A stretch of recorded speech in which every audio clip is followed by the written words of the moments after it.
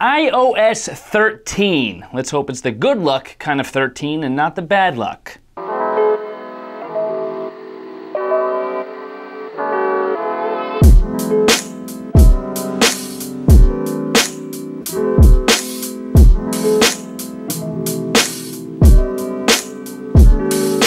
What's up, YouTube? It's your boy, BMAC. So yes, iOS 13 is here, and with it, we get some groovy new features. But of all the hundreds and hundreds, if not thousands and thousands of changes, updates, tweaks, all that we're getting in iOS 13, there are a few in particular that I'm super excited for. So let's dive right into it. Coming in at number 5 of my top 5 iOS 13 features list has to be the new iOS volume control. I seriously don't know why it took Apple so long to come up with a non-intrusive way to change the volume. I mean, you guys know what I'm talking about. Prior to iOS 13, when you go to change the volume, if you're watching a video or something like that, the entire volume control window would block what you're seeing. It would pop up right on the screen. But now with iOS 13, the volume control is a lot different, a lot less intrusive, pretty much how it should have been all along. In iOS 13, to adjust the volume, you just press the side volume button like you normally would do on your iPhone, and then you'll see a new sidebar-like volume control pop up on the left-hand part of your screen that pretty much doesn't cover anything and doesn't get in the way. Taking this a step further, you could actually fine-tune your volume adjustment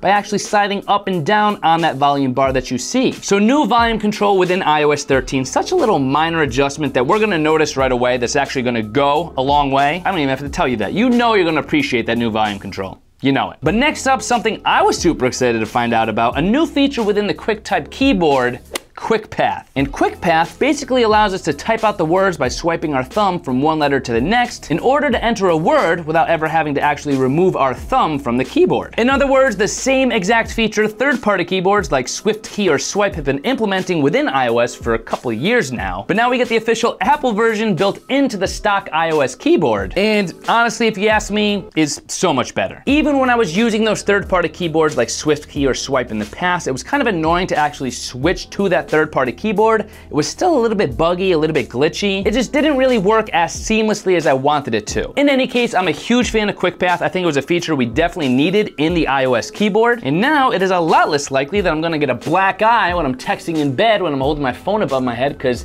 now we can just swipe the text instead of actually, tapping and running the risk of in the eyeball. But moving along, it is no secret that Apple has been taking privacy and security very seriously over the past couple of years. And you gotta give Apple credit here. Apple's been pretty darn firm on its users' privacy and security. And within iOS 13, Apple takes this a step further with a few additional features. For one thing, within iOS 13, you get more fine-grained control over Bluetooth services, location services, Wi-Fi services, basically app permissions in general. And on top of that, we're also getting a really cool new feature called Sign In with Apple. For someone like me who has like 95% of their livelihood attached to the internet, this is pretty cool. You probably know what this is going to be, and you've probably used a form of it before, especially when you've been logging into an app or a website and you could use that Sign In with Facebook option. Sign In with Facebook basically lets you sign up for an app or a website using your Facebook credentials, and essentially links your Facebook account with that new app or website account. It is so much easier than filling out each individual box, name, last name, birthday, email address, all that. It's just easier to tap and sign in with Facebook.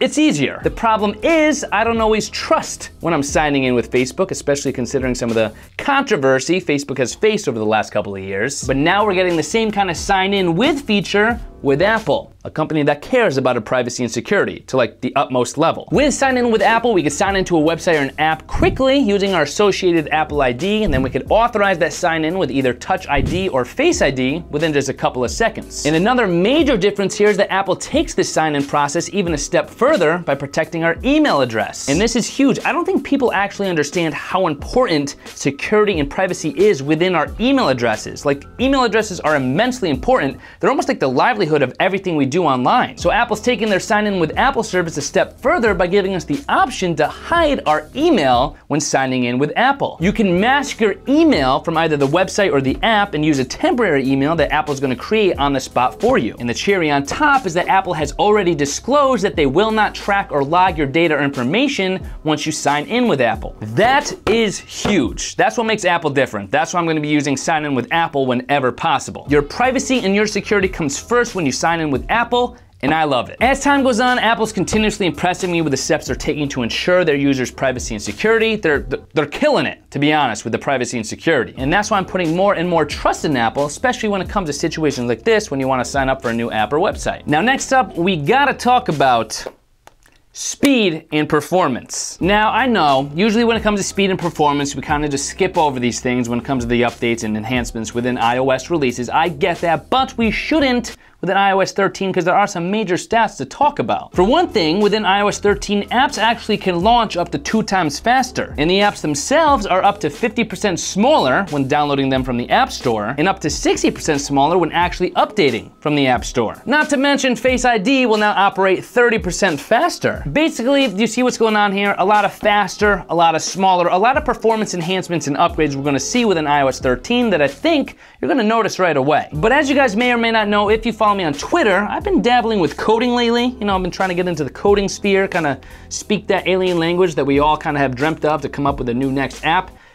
I've been coding a little bit, and I gotta tell you, coding is no joke. Coding's pretty darn complicated, so when you could code to make operations like this faster and more efficient, that's no easy thing to do. I mean, I've always thought the performance and speed within iOS 12 was pretty darn quick to begin with, so now with these numbers, these enhancements we're getting on iOS 13, kind of blows my mind. And just in general, the faster our phones are and the smaller file sizes actually are on our devices, the better. So I think once you start using iOS 13 in place of iOS 12, you'll see why these performance and speed enhancements are incredibly important. I think you'll notice them right away, and you'll see why they're such a cool feature to have within iOS 13. And next, something I have been geeking out about for the longest time, a little feature we have in our cars, CarPlay. CarPlay has been so meaningful to me in my life, especially when I'm on the road trying to still stay productive. And I know not everyone has CarPlay, so I was kind of hesitant to include this in my top features list, but I did want to include it for those of you who do have it, because CarPlay within iOS 13 is more miraculous than it has ever been before. For those of you who don't know what CarPlay is, basically it's a way to mirror your iPhone within the navigation system of your CarPlay compatible vehicle. In other words, the navigation system within your vehicle that's CarPlay compatible basically becomes one big iPhone. And within iOS 13, CarPlay itself is the best it's ever been. You get features like a split screen mode, non-intrusive Siri, a better music app appearance and experience. Basically, if you liked CarPlay in the least bit prior to iOS 13, you're gonna be head over heels in love with it within iOS 13. You have your sexy car, then you have your sexy CarPlay. So in iOS 13 with a sexier CarPlay, technically, CarPlay in iOS 13 is also gonna make your car sexier. So, sexier car, another little hidden feature of iOS 13. But I had to save the absolute best for last, a feature that we have been waiting for the longest time, a feature that was a long time coming, a feature I personally cannot wait to tell you about. Something, I'm gonna stop hyping it up, I'm just gonna tell you, within iOS 13, we finally get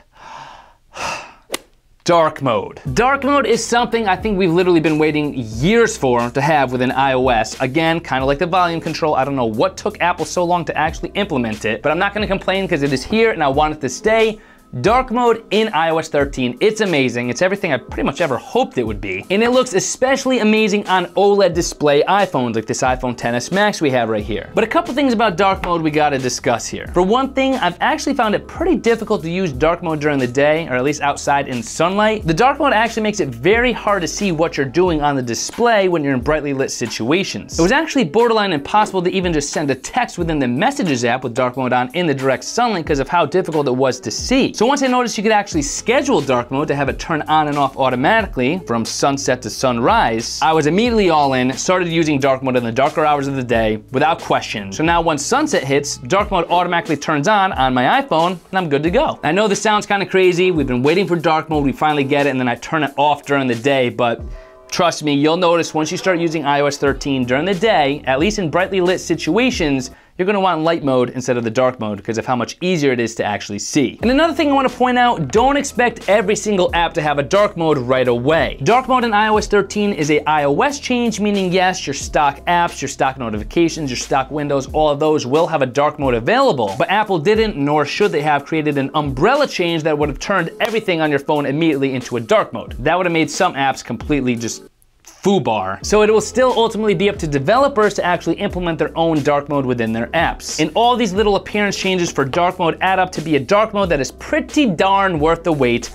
A dark mode I am super excited about, can't stop raving about. And it's a feature that's so helpful, obviously so cool, that it had to be crowned the king of my top iOS 13 features. But do me a favor, don't forget to comment down below your favorite iOS 13 features in the comment section below. I guarantee you there's some feature I forgot about or that I don't know about that I'm gonna find out about in the comment section and be like, iOS 13's even cooler than I thought. So comment those down below. And in the meantime, ooh, it's sunset, which means any minute now I should have dark mode turning on my phone. It's like a countdown every day until dark mode turns on. Oh, is it on yet? No, couple more minutes. Okay, we gotta wait. I'll see you guys in my next video.